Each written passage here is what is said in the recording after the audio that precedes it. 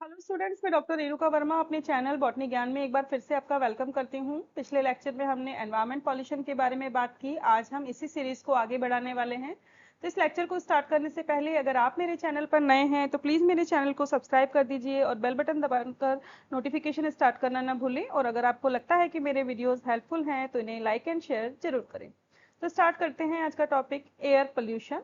Pollution के बारे में हम ऑलरेडी जान चुके हैं कि पोल्यूशन क्या होता है, लेकिन जब हम पर्टिकुलर एयर पोल्यूशन की बात करते हैं तो उसके टॉपिक में हम जो कंटेंट रखने वाले हैं वो है कि इसकी डेफिनेशन क्या है, एयर पॉल्यूटेंट्स क्या होते हैं, कितने टाइप के होते हैं, इनका क्लासिफिकेशन क्या है, causes of air pollution, effects of air pollution and control of air pollution. तो सबसे पहले हम स्टार्ट करते हैं डेफिनेशन से कि डेफिनेशन एक्चुअल में क्या होती है। देखिए, हमने जब पॉल्यूशन की बात की थी तो हमने एक चीज यूज की थी कि पॉल्यूशन एक्चुअल में वो होता है जो हार्मफुल कंटेंट अगर एनवायरमेंट में मिलते हैं। तो यहाँ पर भी चीज वही होगी, सिर्फ फर्क क्या आ गया है यहाँ पर कि एयर पोल्यूशन का मतलब ये हुआ कि एयर के अंदर कोई भी फिजिकल, केमिकल या बायोलॉजिकल अगर चेंज होता है तो उसे हम एयर पोल्यूशन कहते हैं। ठीक है। अब जब हम बात करते हैं एयर में कंटामिनेशन की, तो एयर में जो कंटामिनेशन होता है वो किस टाइप का होता है? हार्मफुल गैसेस से हो सकता है, डस्ट से हो सकता है, स्मोक से हो सकता है। और ये सब चीजें जब एयर में मिल जाती हैं तो प्लांट्स, एनिमल्स और ह्यूमंस जो हैं वो अफेक्ट होते हैं, उन पे इनका प्रभाव देखने को मिलता है। हम जानते हैं कि हमारा एटमॉस्फेयर है उसके अंदर ऑलरेडी गैसेस जो है प्रेजेंट होती है, लेकिन जब इन गैसेस का जो भी कंपोजिशन है, यानी जिस भी परसेंट में कोई गैस मिल रही है, अगर वो कंपोजिशन इंक्रीज या डिक्रीज होता है तो जो भी लिविंग थिंग्स यहाँ पर रह रही हैं, चाहे वो ह्यूमन हो, चाहे वो प्लांट्स हो, चाहे वो एनिमल्स हो, उनके सर्वाइवल के लिए ये इंक्रीजन और डिक्रीजन जो है वो बहुत ही हार्मफुल रहता है।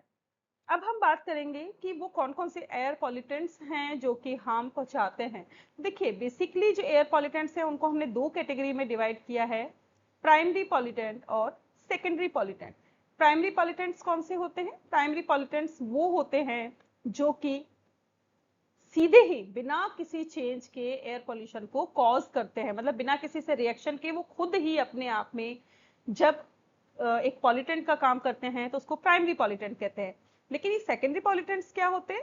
जब प्राइमरी पॉल्यूटेंट के साथ मिलकर कोई एक नया पॉल्यूटेंट क्रिएट होता है तो उसे हम सेकेंडरी पॉल्यूटेंट कहते हैं। यानी कि प्राइमरी पॉल्यूटेंट डायरेक्टली अफेक्ट करते हैं, सेकेंडरी पॉल्यूटेंट वो होते हैं जो प्राइमरी पॉल्यूटेंट के साथ मिलकर एयर पॉल्यूशन कॉज करते हैं। अब हम बात करते हैं क्लासिफिकेशन की।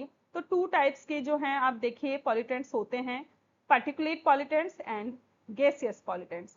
पार्टिकुलेट के अंदर हो गए lead, fly ash, metallic oxides and nano particles.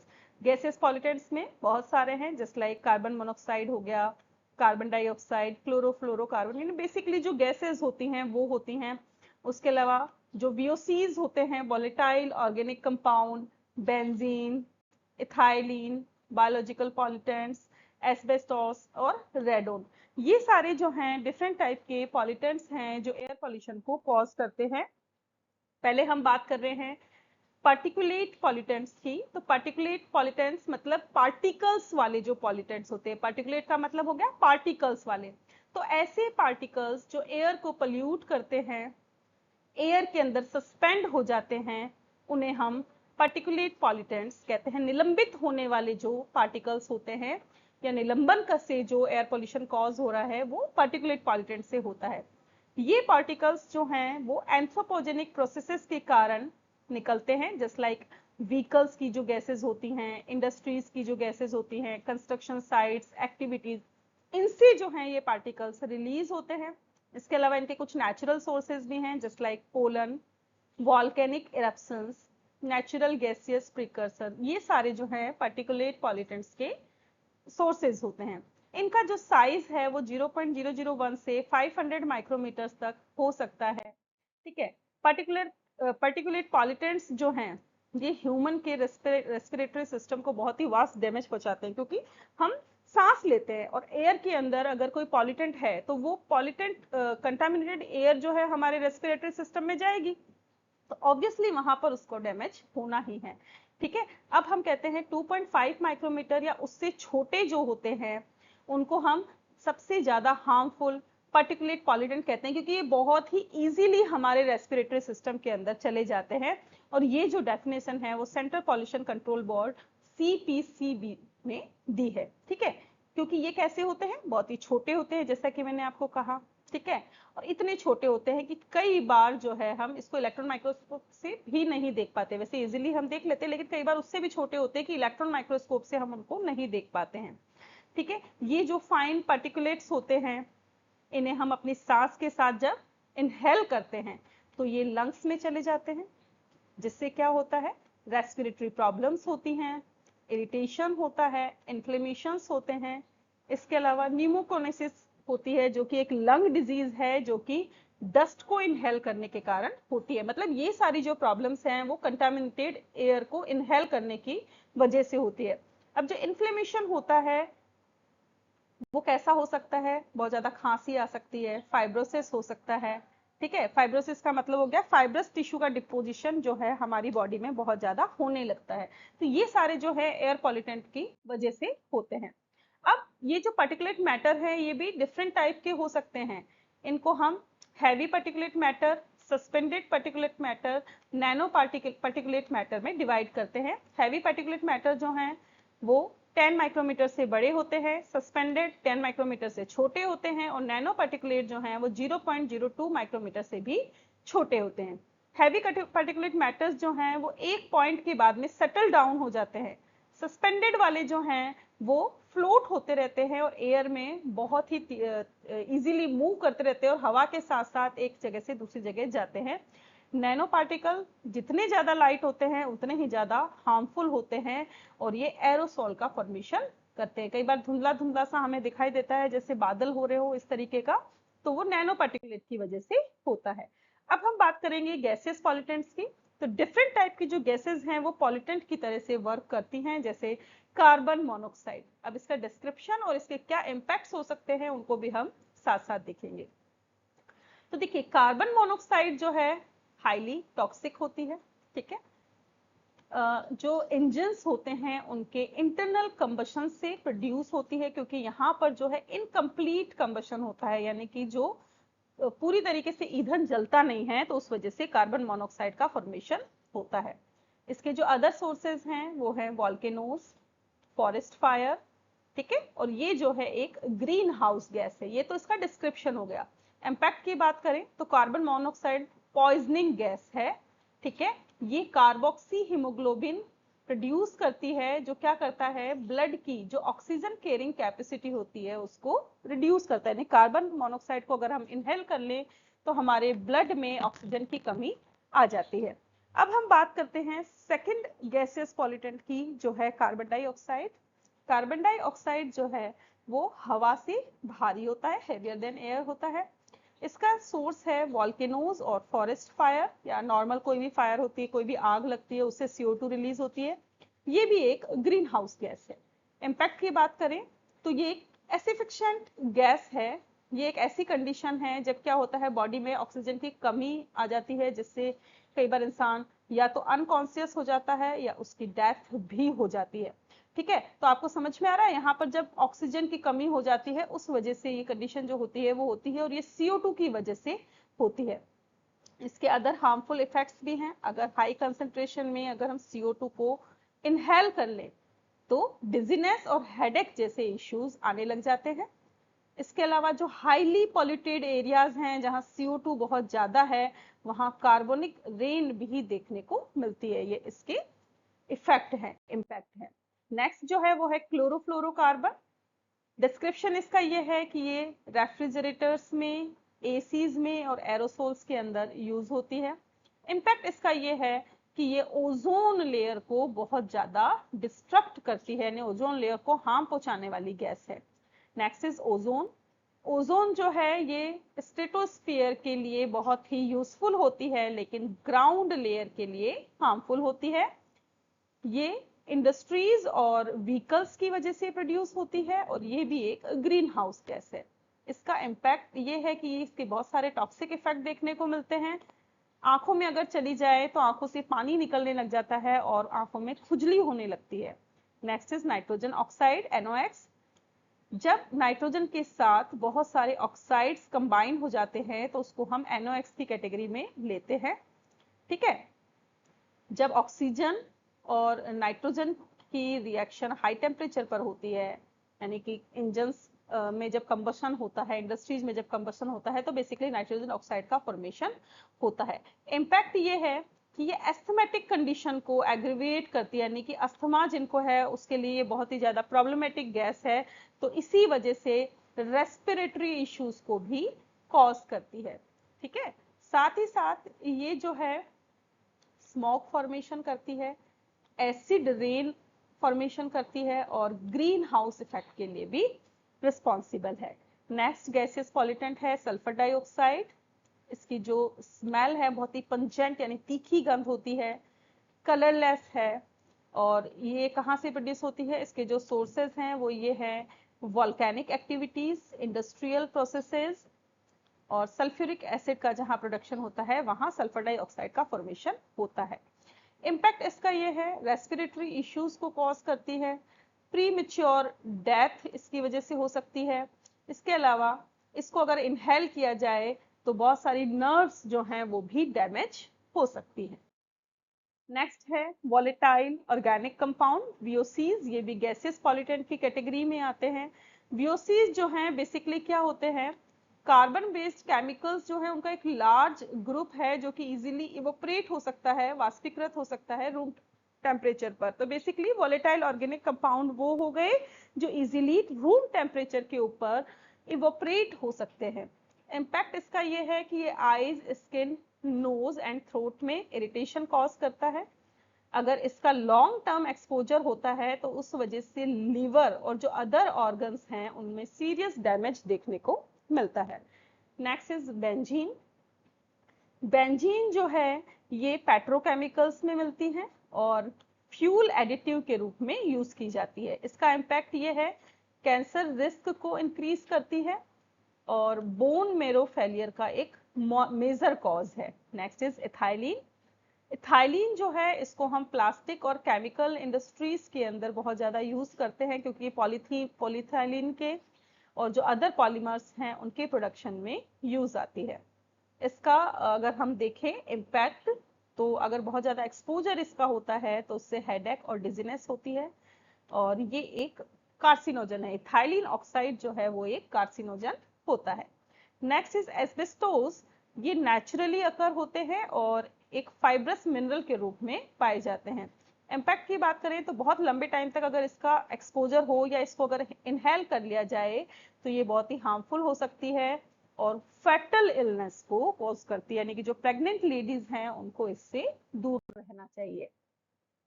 ये हमने बात की different type of air pollutants की। अब हम इसके कॉजेज देख लेते हैं कि किस वजह से जो है एयर पोल्यूशन होता है। तो देखिए, burning of fossil fuels, automobiles, agricultural activities, factories and industries, mining activities, domestic sources and waste production जो है ये एयर पोल्यूशन के मेन कॉज हैं। अब थोड़ा सा इनको डिटेल में देख लेते हैं। First one is burning of fossil fuels, यानी कि जब फॉसिल फ्यूल्स को जलाया जाता है, जीवाश्मी ईंधन को जलाया जाता है, तो उससे एयर पोल्यूशन होता है। कैसे होता है, जब हम इनको जलाते हैं, फॉसिल फ्यूल्स को जब हम उनका कंबसन करते हैं या उनको हम जलाते हैं तो उनसे लार्ज अमाउंट में सल्फर डाइऑक्साइड रिलीज होती है। ठीक है, अगर फॉसिल फ्यूल का इनकम्प्लीट कंबसन होता है तो इनकम्प्लीट कंबसन में हमने क्या देखा था कि जब भी इनकम्प्लीट कंबसन होता है तो कार्बन मोनोऑक्साइड गैस रिलीज होती है, यानी कि इनको जलाने से जो एयर पॉल्यूटेंट्स हैं वो रिलीज होते हैं। Next one is automobile industries. तो देखिए, जो व्हीकल्स होते हैं उनसे जो गैसेस निकलती है, कौन कौन से व्हीकल्स हो गए, just like jeeps, trucks, cars, buses, इनसे जो गैसेस निकलती हैं वो एनवायरनमेंट को पोल्यूट करती है। ठीक है, ये ग्रीन हाउस गैस का मेजर सोर्स है और साथ ही साथ जो इंडिविजुअल्स होते हैं उनमें डिजीज भी इनकी वजह से होती है।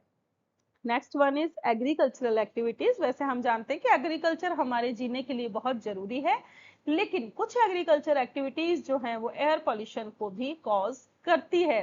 देखिए, जब एग्रीकल्चर एक्टिविटीज होती हैं तो तो वहां पर अमोनिया गैस रिलीज होती है, और अमोनिया जो है वो हेजार्डस गैस है, ठीक है। और ये हेजार्डस गैस एग्रीकल्चर एक्टिविटीज के दौरान एमिट होती है या बाहर रिलीज होती है। इसके अलावा इंसेक्टिसाइड्स, पेस्टिसाइड्स और फर्टिलाइजर्स जो कि खेतों में यूज किए जाते हैं, उनसे भी बहुत सारे हार्मफुल केमिकल्स जो हैं वो एटमॉस्फेयर में रिलीज होते हैं और एटमॉस्फेयर को कंटामिनेट करते हैं।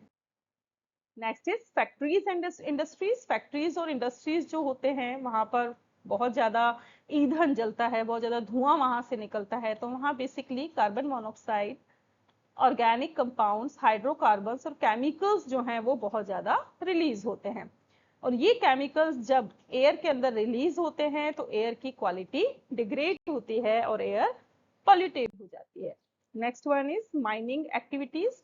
जब खदान की प्रोसेस होती है, खुदाई जब की जाती है, माइनिंग प्रोसेस जब होती है, तो अर्थ के नीचे जो मिनरल्स प्रेजेंट है उनको हम लार्ज पीसेस में बाहर निकालते हैं, बड़े बड़े टुकड़ों के रूप में हम बाहर निकालते हैं।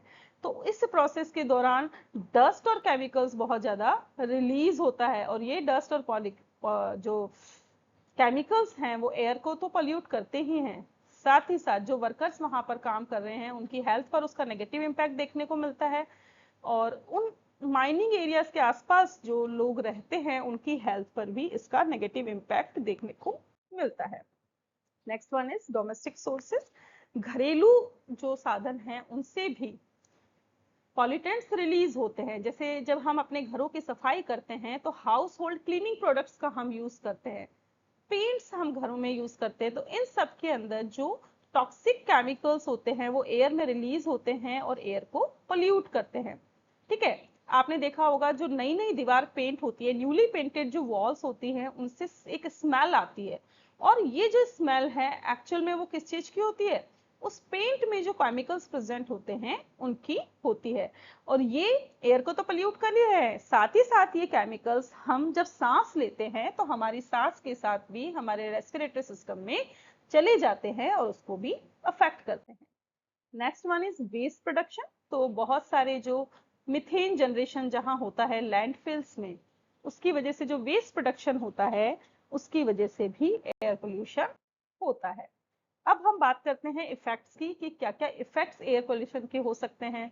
डिजीज कॉज हो सकती है, ग्लोबल वार्मिंग का सोर्स है, एसिड रेन होती है, ओजोन लेयर डिप्लीशन देखने को मिलता है, और एनिमल्स के ऊपर इफेक्ट देखने को मिलता है। इन इफेक्ट्स को हम थोड़ा सा डिटेल में देखते हैं। डिजीज की हम जब बात करते हैं तो देखिए, जब भी हम एयर पोल्यूशन की बात करते हैं तो एक चीज हमेशा याद रखिए, एयर हम हमेशा इनहेल करते हैं, यानी कि जितने भी ब्रीदिंग इश्यूज हैं वो एयर पोल्यूशन की वजह से हो सकते हैं। यानी कि बहुत सारे रेस्पिरेटरी डिसऑर्डर्स हो गए, हार्ट डिजीज हो गई, ये सब एयर पोल्यूशन की वजह से होती है। साथ ही साथ जो इफेक्टेड एयर है, जो पॉल्यूटेड एयर है, वो सीधा कहाँ जाती है, लंग में जाती है, तो लंग कैंसर होता है, जो कि अभी पिछले कुछ डिकेड से बहुत ज्यादा देखने को मिल रहा है। पॉल्यूटेड एरियाज के आसपास जो बच्चे रहते हैं उनको निमोनिया और अस्थमा जैसी प्रॉब्लम होती है, अगेन रेस्पिरेटरी डिसऑर्डर्स की हम बात कर रहे हैं। इसके अलावा डायरेक्ट और इनडायरेक्ट इफेक्ट्स एयर पोल्यूशन के बहुत ज्यादा होते हैं, जिसकी वजह से हर साल कई लोगों की डेथ हो जाती है। Next one is global warming. जो गर्मी बहुत ज्यादा आजकल बढ़ गई है, और ये जो गर्मी बढ़ी है वो कहीं ना कहीं एयर पोल्यूशन की वजह से बढ़ी है। देख लेते हैं इसको डिटेल से। देखिए, जो ग्रीन हाउस गैसेस का एमिशन होता है उससे एयर का जो कंपोजिशन है, एयर में जो भी गैसेस हैं उनका जो कंपोजिशन है वो इम्बैलेंस हो जाता है, जिसकी वजह से धीरे धीरे अर्थ का जो टेम्परेचर है वो इंक्रीज हो रहा है, यानी कि अर्थ पर गर्मी बहुत ज्यादा बढ़ रही है। अर्थ का जो टेम्परेचर इंक्रीज हो रहा है उसी को हम ग्लोबल वार्मिंग कहते हैं।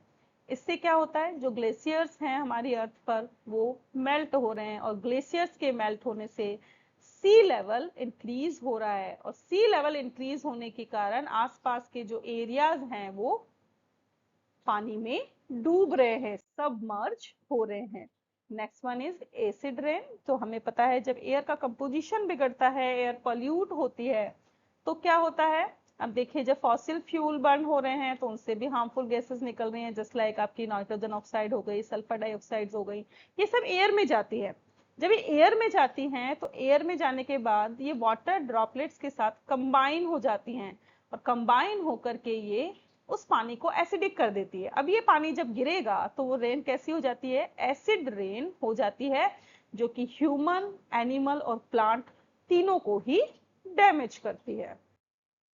Next one is ozone layer depletion. हमें पता है कि ओजोन हमारे लिए बहुत ही एक यूजफुल लेयर है जो कि यूवी रेस को हम तक नहीं आने देती, लेकिन जो हमारे एसीज में, फ्रिज में जो क्लोरोफ्लोरोकार्बन्स यूज में आ रहे हैं, हेलेंस, हाइड्रोक्लोरोफ्लोरोकार्बन्स, ये सारे जो यूज में आ रहे हैं, ये जब एटमॉस्फेयर में रिलीज होते हैं तो एटमॉस्फेयर में जो ओजोन लेयर प्रेजेंट है उसको डिप्लीट करने का काम करते हैं। अब जब ये डिप्लीशन होता है ओजोन लेयर का, तो ये ओजोन लेयर जो है यूवी रेस को प्रिवेंट नहीं कर पाती और ये यूवी रेस जो है सीधा हम तक पहुंच रही हैं, जिस वजह से स्किन डिजीज, आई प्रॉब्लम्स, ये सारी जो प्रॉब्लम्स हैं बहुत ज्यादा इंक्रीज हो गई हैं क्योंकि डायरेक्ट यूवी रेस हम तक पहुंच रही हैं।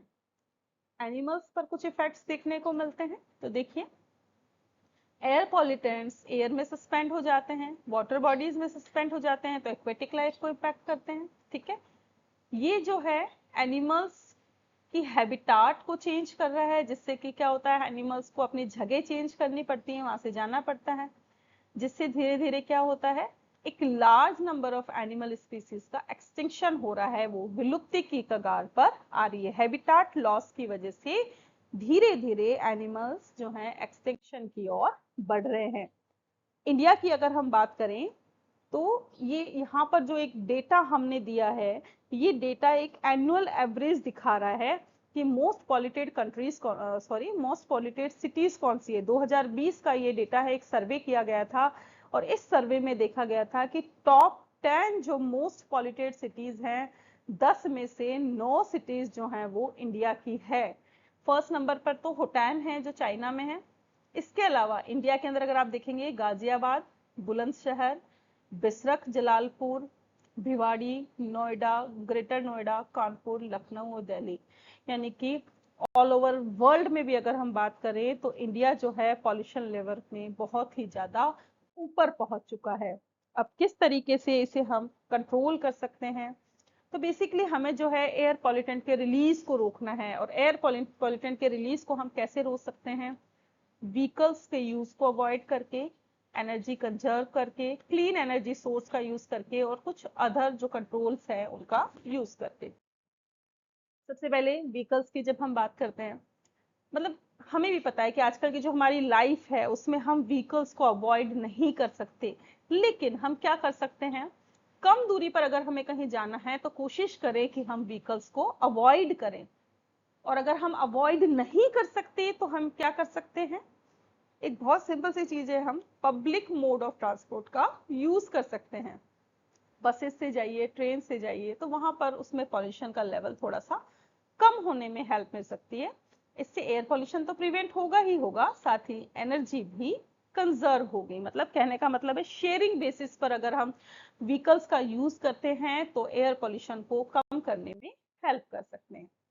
Next is energy conservation. हमें पता है कि बहुत सारे फॉसिल फ्यूल्स जो हैं उनको जलाकर ही इलेक्ट्रिसिटी को जनरेट किया जाता है, बिजली बनाई जाती है। तो हमें ये चीज याद रखनी चाहिए कि इलेक्ट्रिसिटी जो है फॉसिल फ्यूल की वजह से आ रही है, उनके जलने से आ रही है, और उनके जलने से हार्मफुल गैसेस भी रिलीज होती हैं जो कि हमारे एयर को पोल्यूट करती है। तो एक चीज हमेशा याद रखें कि जब भी हम कोई चीज यूज नहीं कर रहे, कोई इलेक्ट्रिक अप्लायंसेस जो हैं उनको अगर हम यूज नहीं कर रहे हैं तो उन्हें हम स्विच ऑफ जरूर करें। लाइट्स अगर हमारे यूज में नहीं आ रही है तो उसके स्विच को हम बंद करें। ठीक है, तो हर एक व्यक्ति जब ऐसा करेगा तो क्या होगा, इंडिविजुअल लेवल पर एनवायरमेंट सेविंग में हेल्प मिलेगी। इसके अलावा हम एनर्जी एफिशिएंट डिवाइसेस का यूज कर सकते हैं, जस्ट लाइक हम CFLs जो आती हैं, CFL ट्यूब्स, बल्ब्स जो आते हैं, उनका हम यूज कर सकते हैं, तो पॉल्यूशन को कंट्रोल करने में काफी हेल्प मिल सकती है। Next is use of clean energy resources. तो हम ऐसे एनर्जी रिसोर्सेज का यूज करें जिनसे कि हार्मफुल गैसेस एमिट नहीं हो रही है, जस्ट लाइक हम solar, wind and geothermal energies का यूज कर सकते हैं। तो उस वजह से एयर पॉल्यूशन को कम किया जा सकता है। आपको पता है सोलर को तो आजकल गवर्नमेंट भी बहुत ज्यादा सपोर्ट कर रही है। सोलर अगर हम अपने पास लगाते हैं तो गवर्नमेंट उसको लगाने में भी, सोलर पैनल को लगाने में भी काफी सारा हमें फायदा दे रही है, उसके अंदर बेनिफिट्स बहुत सारे हमें दे रही है। तो सोलर एनर्जी, विंड एनर्जी और जियोथर्मल एनर्जी इसका हम यूज कर सकते हैं। बहुत सारी कंट्रीज जिसमें इंडिया भी शामिल है, इन्होंने इसको इम्प्लांट करना शुरू कर दिया है, जिससे कि धीरे धीरे एनवायरमेंट जो है क्लियर करने की तरफ हम अपना कदम बढ़ा चुके हैं। अदर हम देख सकते हैं कंट्रोल के लिए हम क्या कर सकते हैं। हम क्या कर सकते हैं, फायर और फायर प्रोडक्ट्स के यूज को हम कम कर दें। जो इंडस्ट्रियल एमिशंस हैं, जो कि एयर पोल्यूशन का एक मेजर कॉज है, हम वहां पर क्या कर सकते हैं, वहां पर कुछ ऐसे ट्रीटमेंट्स लगा सकते हैं जिससे कि इसके पॉल्यूटेंट्स के इफेक्ट को कम किया जा सकते। जैसे कि हम क्या कर सकते हैं, जो रॉ मटेरियल्स होते हैं जिससे पॉल्यूटेंट निकलता है, इन रॉ मटेरियल की जगह हम कोई और चीज यूज करें जो लेस पॉल्यूटिंग हो, यानी कि उसका सब्स्टिट्यूट हम ढूंढ लें, जिससे कि एयर पॉल्यूटेंट्स का जो रिलीजिंग है वो कम हो जाए। फ्यूल का हम सब्स्टिट्यूशन ढूंढ लें, जिससे कि एयर पोल्यूशन को कंट्रोल किया जा सकता है। इंडिया के बहुत सारे भाग में अगर हम बात करें तो पेट्रोल और डीजल जो है उनको हम सीएनजी से रिप्लेस कर चुके हैं। सीएनजी की फुल फॉर्म होती है कंप्रेस्ड नेचुरल गैस, जो कि व्हीकल की फ्यूलिंग में, व्हीकल में ईंधन के तरीके से काम आ सकती है। तो ऐसे बहुत सारे व्हीकल्स हमें देखने को मिल रहे हैं, ठीक है, जिससे कि धुआं जो है रिलीज नहीं होता, ये जो इंजन है एमिशन फ्री होते हैं, ठीक है। इसके अलावा हम क्या कर सकते हैं, इंडिया में बहुत सारी प्रैक्टिसेस देखने को मिल रही हैं, वो क्या करती हैं, एयर की क्वालिटी को रिपेयर करने में हेल्प करती हैं, ठीक है, जिसकी वजह से एयर पोल्यूशन कम हो रहा है।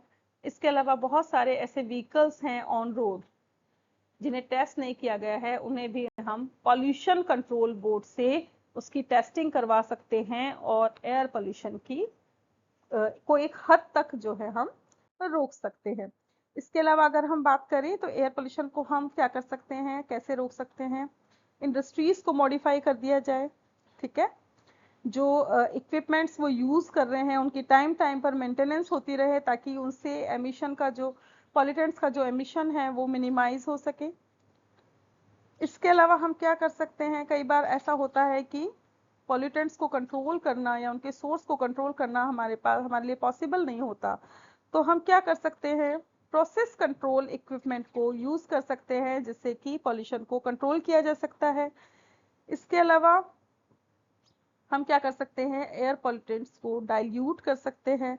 और सबसे लास्ट और बेस्ट वे ये है कि हम क्या करें, सीधी सी चीज है, ट्री प्लांटेशन करें, पेड़ उगाएं, क्योंकि पेड़ जो हैं वो प्रदूषण को बहुत हद तक कंट्रोल कर सकते हैं। क्योंकि हमें पता है कि पेड़ क्या करते हैं, CO2 लेते हैं और बदले में ऑक्सीजन रिलीज करते हैं।